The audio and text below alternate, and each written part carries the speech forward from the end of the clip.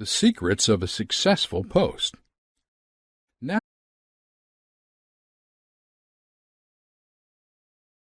that you understand a bit how you can use Facebook to market your brand or really anything, it's time to look at some of the most common Facebook posting mistakes that marketers make. One of the fundamentals of digital marketing is that you give away free content so that, in turn, your audience will see your online presence as valuable. On Instagram, you have to view your post as your content. That's what you have to work with. This post perfectly targets Instagram's demographic.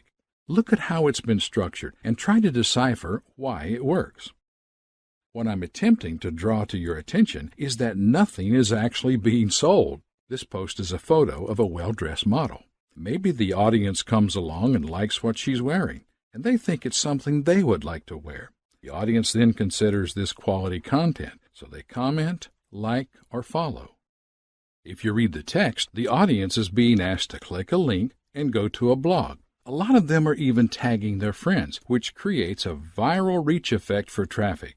Great post. Like I said before, it isn't selling a thing. Social media marketing is all about being social, and it's important that you measure the success of a post by the overall audience engagement. If you make content people are talking about, it will end up being shared around and as a result draw in a larger audience. From there, you can direct them down your marketing funnel, get them on your list, or do anything else you'd like. How is this engagement measured? Starting off, we need to set objectives or goals, actions that we would like to see people taking after seeing our content. In a marketing context, we tend to call these action conversions. A conversion is any action that a lead or visitor takes that you deem beneficial to your business.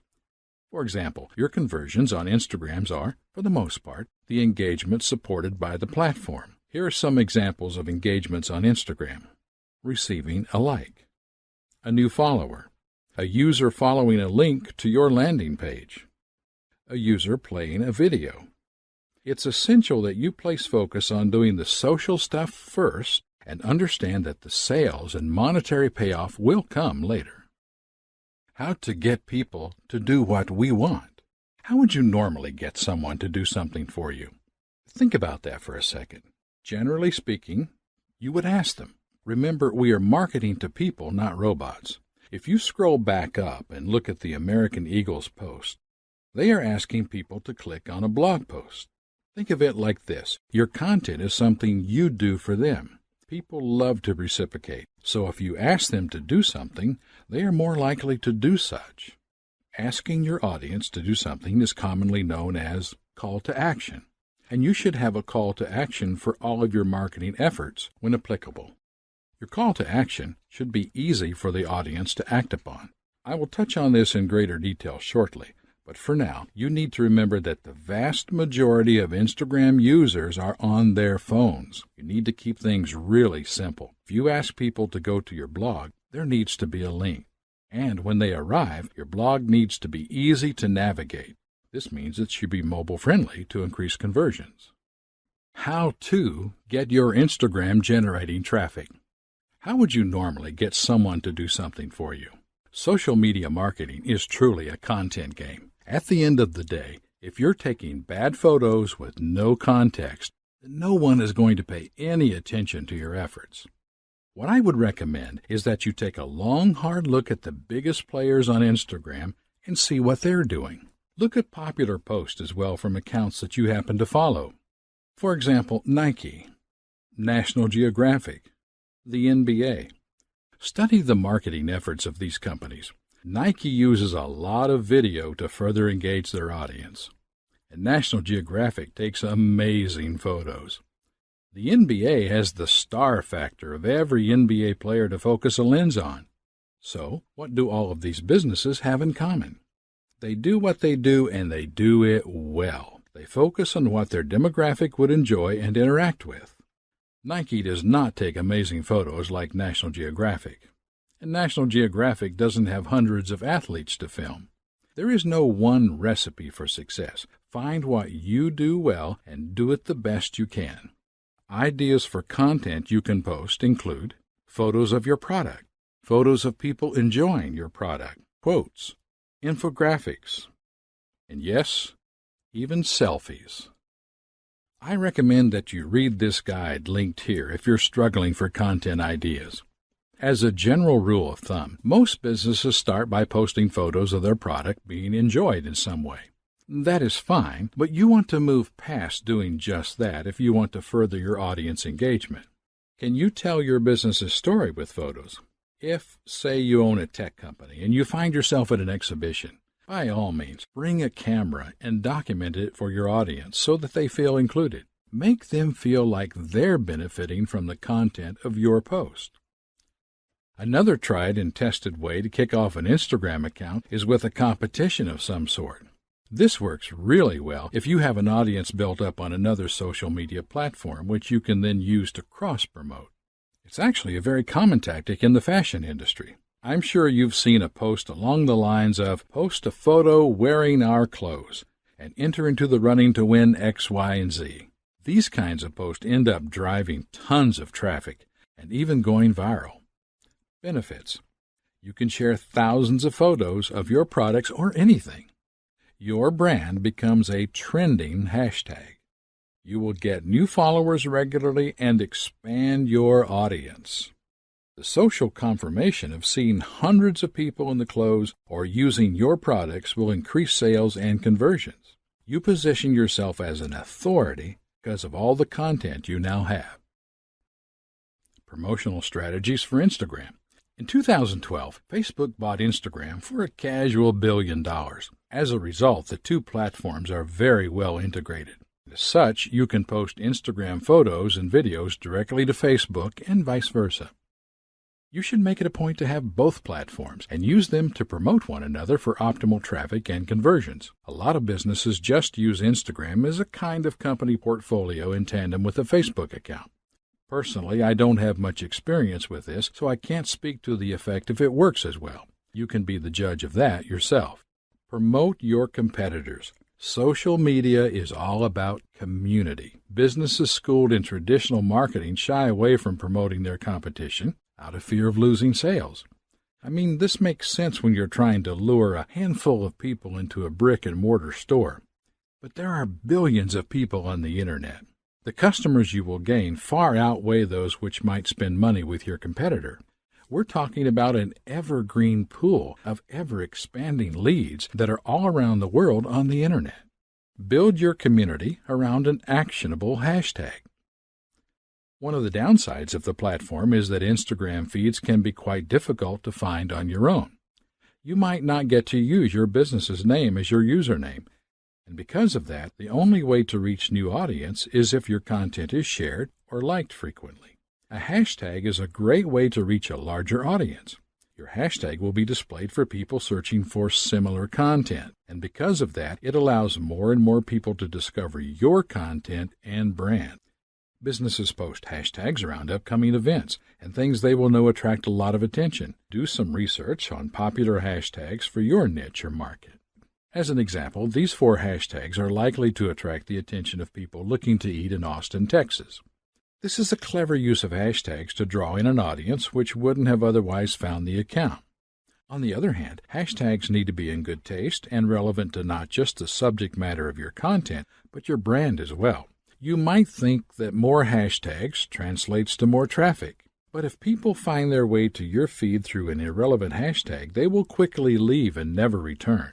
Because of that, it's not a good idea to flood a photo with all sorts of hashtags. I generally like to recommend using 2 to 7, and of course they should all be relevant to the content of the post. There's nothing that looks worse than an account you can see is stuffing hashtags into their post. It detracts from the message and the text as the caption. Try to avoid using this kind of practice at all costs. By now you're probably wondering what not to do. Well, this is an example of a hashtag done in terrible taste. Have a look at how they could have done this way better. Gap is a clothing store that spans all sorts of ages and styles of clothing. Had they offered to donate clothes to the people affected, this would have gone super viral for the right reasons. Instead, they used the opportunity to promote their own products for more sales. Social media reputation management. I thought that I would include this because your social media reputation can make or break your business in a lot of ways. Truthfully, the power is with the consumer in this social media age. There are so many channels through which they can voice negativity about your brand, and bad reviews run the potential to cost you, your reputation, your audience, and in turn, your sales. When you're social media marketing, there are bound to be mistakes that happen. For instance, you might be tired and stressed, and you post something without thinking it through. The next thing you know, there's a constant stream of hate coming into your feed, and your sales take a hit, as does your reputation. What do you do at this point? Apologize? Apologize? Oh, and apologize. Many business owners will adopt an aggressive tone and start fights to defend their position and their brand. When it comes to marketing, especially on the internet, you need to leave your ego offline and separate. This will only end up making it worse. We are all human and mistakes happen. Own up to it and have a go at making it right. I managed to conjure up a great example of this for us to look at. This nice pair of shoes are Nike's black and tan model. They were released on St. Patrick's Day, and they were intended to pay homage to Guinness. Nike messed up. The name is shared with the black and tans, a violent British paramilitary unit. Long story short, they killed enough people in the 1920s that it's improper to name a shoe after them for that reason alone. So what do you think Nike did? Did they come out swinging and tell the Irish people to get over their past? Absolutely not. They apologized, shelved the shoe, and donated the profits to charity. The mobile nature of Instagram. In closing, we've now gone over in depth how you can position your business or brand as a valuable player on Instagram. You should now understand not only how to create valuable content, but also how to generate traffic and conversions with the platform. Instagram is first and foremost a mobile app. This represents a number of challenges that you have to consider at all times when marketing on the platform. If it can't be done with a thumb, it can't be done at all. You need to assume that the mobile user is the laziest human being on earth for the sake of benefiting both the viewer and your business. Instagram is optimized for the mobile device, and because of that, you need to think about every step of your buyer's journey, from viewing your post to where it may lead them. If your conversion is sending your audience to a blog, how optimized is that site for mobile devices? Is it going to look funky? Have you done the proper testing? All of these mobile sites have buttons on the top right side of the screen. But did you know the reason why? Well, the majority of people are right-handed, as statistics have proven. Any guesses as to why these clued-up companies would do a thing like that? They know the simple truth that you will lose sales if your site is not optimized for mobile devices at all, especially if you generate traffic through Instagram. Here's just a few other mobile device optimization considerations. Simple navigation. Minimize scrolling. Keep everything vertical. Hierarchy in menus. Back buttons. The world is increasingly mobile, and e-commerce is a billion-dollar industry which is constantly growing. Now, you might think I'm drifting from the subject, but Instagram will draw primarily mobile traffic, and you need to be aware of this and understand what it means for your marketing campaigns. Final thoughts. In closing, we've now gone over in depth how you can position your business or brand as a valuable player on Instagram. You should now understand not only how to create valuable content, but also how to generate traffic and conversions with the platform. As such, analytics are vital for tracking the buyer's journey. A massive advantage that digital marketing has over traditional marketing is that you can track a buyer every step of the way. If you follow the buyer's journey, you'll know exactly what to improve on and what areas to put more focus towards. In a nutshell, you need analytics if you want to market successfully online. Because you are using Instagram to generate traffic and market your brand, you need to ensure that the software you use can monitor mobile traffic. There are hundreds of products that will do this, and unfortunately, I am not going to recommend one over the other because I have no idea what you require for your business and your needs.